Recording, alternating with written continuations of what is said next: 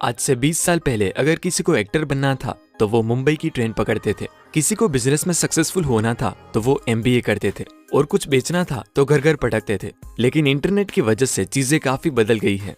अब YouTube, Instagram, Facebook और Twitter सिर्फ सोशल मीडिया प्लेटफॉर्म नहीं रहे, लेकिन इन्फ्लुएंसर्स के लिए बैंक बन गए हैं। एक पिता ने अपने बेटे के स्कूल के प्रोजेक्ट के लिए बेसबॉल को कट करके उसके अंदर की चीजें दिखाते हुए वीडियो बनाई और आज यूट्यूब पे उनके 7 मिलियन प्लस फॉलोवर्स हैं और महीने के लाखों कमा रहे हैं। पूरी हिस्ट्री में प्रिंटिंग प्रेस के बाद का सबसे बड़ा रिवॉल्यूशन इंटरनेट से आया है, जिसने चीजों को काफी बदल कर रख दिया है। इंटेल के चेयरमैन एंडी ग्रोव कहते थे कि आने वाले कुछ ही सालों में सभी कंपनीज इंटरनेट से जुड़ी कंपनी हो जाएगी और जो कंपनी इंटरनेट से कनेक्टेड नहीं होगी वो कंपनी सरवाइव ही नहीं कर पाएगी। टीवी का जमाना ऑलमोस्ट खत्म हो रहा है। लोग समझदार होने लगे हैं। लोग आज टीवी एड देख के चीजें खरीदने की बजाय इंटरनेट पे रिव्यूज देखते हैं, थोड़ा रिसर्च करते हैं और अपने फेवरेट इन्फ्लुएंसर ने रेकमेंड की हुई चीजें खरीदते हैं। मतलब आज हर एक इन्फ्लुएंसर खुद एक ब्रांड बन गया है। इसलिए आज मैं एरिक जॉर्गनसन की book the अल्मनाक of Naval Ravikant से कुछ ऐसी बातें शेयर करने वाला हूँ जिससे आप समझ पाओगे कि रियल वेल्थ क्या होती है, कैसे आने वाले टाइम में चीजें बेचने का पावर बड़ी बड़ी कंपनीज से शिफ्ट होकर इन्फ्लुएंसर के पास आ जाएगा, कैसे आप अकेले ही यूट्यूब, इंस्टाग्राम जैसे सोशल मीडिया प्लेटफॉर्म की हेल्प से एक ऐसा बिजनेस बिल्ड कर सकते हो जो हर महीने आपको लाखों रुपए कमा कर दे। अभी कुछ ही दिनों पहले मैंने एक फोटो देखा था जिसमें लिखा था कि बिजनेसमैन वो होता है जो $1 में केले खरीदता है और $2 में उसे बेच देता है, मतलब प्रॉफिट $1। एंटरप्रेन्योर वो होता है जो $1 में केले खरीदता है, उस पर थोड़ा इनोवेशन करके मतलब केले का जूस बना के $10 में बेचता है। लेकिन एक इन्फ्लुएंसर वो होता है जो $1 में केले खरीदता है, उस पर रिसर्च करके केले की न्यूट्रिशन वैल्यू बताता है, केले खाने के फायदे समझाता है, केले की रेसिपीज के वीडियोस बनाता है, मतलब केले की A to Z कुंडली निकाल के इंटरनेट पे लोगों को अवेयर करता है और सालों साल हजारों डॉलर कमाता है। प्रॉफिट आप ही कैलकुलेट कर लीजिए। लेकिन ये सब तभी हो पाता है जब आपका पर्पस और नियत साफ हो। पेटागोनिया एक ऐसी क्लोथिंग कंपनी है जो बड़ी होने की बजाय बेहतर होने में बिलीव करती है। समझाता हूँ कैसे। क्लोथिंग कंपनी होने के नाते उनको अपनी प्रोडक्ट बनाने में कुछ ऐसे केमिकल्स और मटेरियल्स का यूज करना पड़ता है जिससे एनवायरनमेंट डैमेज होता है। तो उन्होंने अपना ये मिशन बना लिया कि प्रोडक्ट मैन्युफैक्चरिंग से लेकर प्रोडक्ट डिस्ट्रीब्यूशन तक के सभी काम एनवायरनमेंट कॉन्शियस होकर ही किए जाएंगे। 2011 में पेटागोनिया ने लोगों के एक्सेसिव कंज्यूमरिज्म को कम करने के लिए एक कैंपेन चलाया था, डोंट बाय दिस जैकेट नाम का। उनका एम था कि लोग चीजें खरीदे उससे पहले 2 बार सोचे। वो मानते हैं कि भले ही हम ऑर्गेनिक और रिसाइकल्ड मटेरियल का यूज करके क्लॉथ्स बनाते हैं, लेकिन फिर भी इस मैन्युफैक्चरिंग प्रोसेस से एनवायरमेंटल प्रॉब्लम होती है। और अगर आप इस कपड़ों को कुछ सालों तक नहीं पहनने वाले या आप कपड़े डोनेट नहीं करते तो प्लीज हमारी प्रोडक्ट मत खरीदिए, क्योंकि हमारी प्रोडक्ट कुछ इस तरह से डिजाइन की गई है कि वो लाइफ टाइम चले। इस एथिक और ट्रांसपेरेंसी से कस्टमर्स के बीच उनकी ब्रांड लॉयल्टी इतनी बढ़ी कि लोग उनके $900 के जैकेट्स यानी कि 65,000 का सिर्फ एक जैकेट भी शान से खरीदने लगे। 82 ईयर ओल्ड पेटागोनिया के फाउंडर युवान चोइनार्ड कहते हैं कि ये कैंपेन कोई स्ट्रेटेजी नहीं पर हमारा पर्पस है। और जब से हमने कंपनी के प्रॉफिट और ग्रोथ को साइड पे रख के अपने पर्पस पे फोकस किया है, तब से कस्टमर्स और पैसे की कोई कमी नहीं है। दोस्तों, दुनिया में कुछ गिनी चुनी ही कंपनीज है जो बड़ी होने की बजाय बेहतर होने में बिलीव करती है और इस आइडियोलॉजी से मैं बहुत इंस्पायर्ड हूँ कि हाँ, इंटरनेट से आप लाखों कमा सकते हो, लेकिन उससे पहले आपको लोगों का ट्रस्ट जीतना पड़ता है। कास्पर एक ऐसी कंपनी है जो बनाती है मैट्रेसेस, लेकिन वो अपनी प्रोडक्ट बेचने की बजाय लोगों को स्लीप हाइजीन के बारे में अवेयर करती है और उनके मैट्रेसेस अपने आप बिकते हैं। अपनी प्रोडक्ट को कॉपीकैट होने से बचाने का सबसे बेस्ट तरीका है आपकी पर्सनालिटी को ही आपकी प्रोडक्ट का एक पार्ट बनाया जाए, क्योंकि लोग आपकी हर एक चीज कॉपी कर सकते हैं लेकिन वो आपकी पर्सनालिटी कभी कॉपी नहीं कर पाएंगे। नवल रविकांत कहते हैं कि सीक वेल्थ नॉट मनी और स्टेटस। अपने टाइम को पैसों से एक्सचेंज करके रोजी रोटी चल सकती है, लेकिन वेल्थ क्रिएट नहीं हो सकती।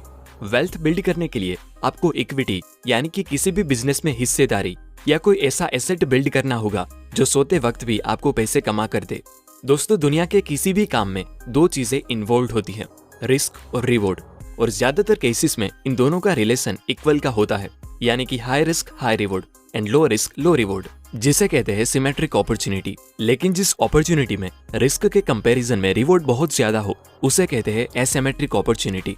नवल रविकांत ने एक बार ट्वीट करके 10 ऐसी एसिमेट्रिक अपॉर्चुनिटी के बारे में बताया था जिसमें रिस्क के कंपैरिजन में रिवॉर्ड इनॉर्मसली हाई होता है। एग्जाम्पल के तौर पे ये वीडियो बनाने में मुझे 10 मिनट लगे, लेकिन जब लाखों लोग इसे देखेंगे तो सिर्फ एक बार के 10 मिनट के इनपुट से हजारों घंटे का आउटपुट वॉच टाइम के रूप में जनरेट हो सकता है। और यही है इंटरनेट बिजनेस का सबसे बड़ा फायदा कि आप अपनी इनकम को रेप्लिकेट कर सकते हो। अगर हम एक थिएटर आर्टिस्ट की बात करें तो उसे पैसे कमाने के लिए हर बार परफॉर्मेंस देना पड़ता है। अगर आज दिल्ली में परफॉर्मेंस है तो कल मुंबई में होगी, परसों पुणे में, एटसेट्रा। पर जिस दिन ये आर्टिस्ट बीमार हो गया या किसी रीजन से अपनी परफॉर्मेंस नहीं दे पाया तो उस दिन वो पैसे भी नहीं कमा पाएगा। लेकिन इंटरनेट से ऐसा रेवोल्यूशन आया है कि अगर आप में काबिलियत है तो आपको अपना करियर बनाने के लिए अब किसी के तलवे चाटने की जरूरत नहीं है। जिस आर्टिस्ट को टीवी शोज रिजेक्ट कर देते हैं वो इंटरनेट के लेवरेज से अपनी खुद की एक ब्रांड बनाते हैं और पैसा और रिस्पेक्ट दोनों कमाते हैं। अमीर माँ बाप अपने बच्चों को यही सिखाते हैं कि उन्हें ऐसी चीजों पर फोकस करना चाहिए जिसे वो रेप्लिकेट कर सके, जैसे इंटेलेक्चुअल प्रॉपर्टी की रॉयल्टी।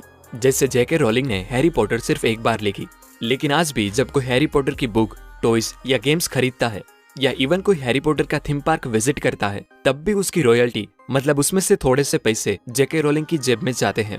इन शॉर्ट, उन्होंने काम एक बार ही किया लेकिन उसे टॉयज, गेम्स, थीम पार्क और मूवीज में रेप्लिकेट करके अपने लिए पैसे की पाइपलाइन बना ली।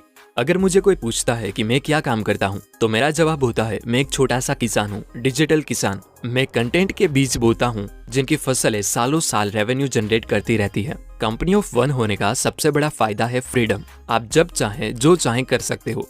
इंटरनेट बिजनेस में आपकी कंपटीशन वर्ल्ड वाइड होती है, ना कि आपके गली मोहल्ले वालों से। इसलिए आपको किसी स्पेसिफिक नीश को टारगेट करके उसमें अपनी ब्रांड बनानी पड़ेगी। थिंक मीडिया के फाउंडर कहते हैं कि if you try to reach everybody you will end up reaching nobody. लोग इंटरनेट पे डांस सिखाते हैं, कुकिंग सिखाते हैं, इवन रिपेयरिंग और टेलरिंग सिखा के भी लाखों कमाते हैं। बस आपको किसी एक फील्ड में स्पेसिफिक रहना होगा। क्या आपको मिट्टी पसंद है?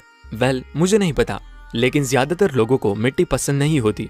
लेकिन जैसन को बचपन से ही मिट्टी बहुत पसंद थी, इसलिए वो मिट्टी के बारे में पढ़ता रहता, उस फील्ड में रिसर्च करता रहता कि कौन इसे खरीदता है, कौन इसे बेचता है, सोइल की कौन सी क्वालिटी अच्छी होती है, एटसेट्रा। उस पर वीडियोस बना के वो लोगों को होम गार्डनिंग सोइल के बारे में अवेयर करता।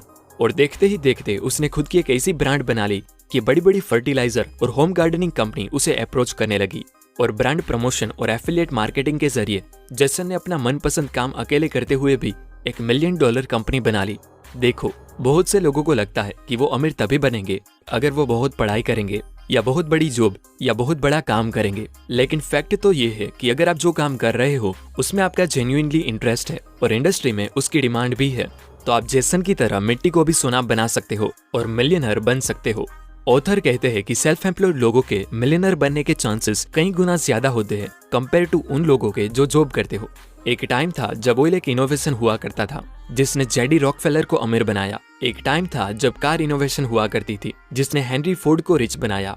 लेकिन अभी टाइम है इंटरनेट का जिसने बिल गेट्स, मार्क जुकरबर्ग और जेफ बेजोस को अमीर बनाया है। ये मेरा एक छोटा सा प्रयास था आप लोगों को ये बताने का कि आने वाले टाइम पे लोग बड़े बड़े मेगा कॉर्पोरेशन से ज्यादा भरोसा कंपनी ऑफ वन यानी कि जेन्युइन इन्फ्लुएंसर्स पे करेंगे, जो सिर्फ प्रोडक्ट बेचने की बजाय लोगों को सिखाए।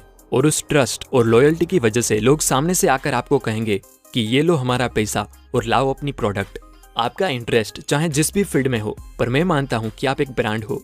यकीन नहीं होता कोई बात नहीं, पर जिस दिन ये रियलाइज हो उस दिन मुझे याद करना। धन्यवाद।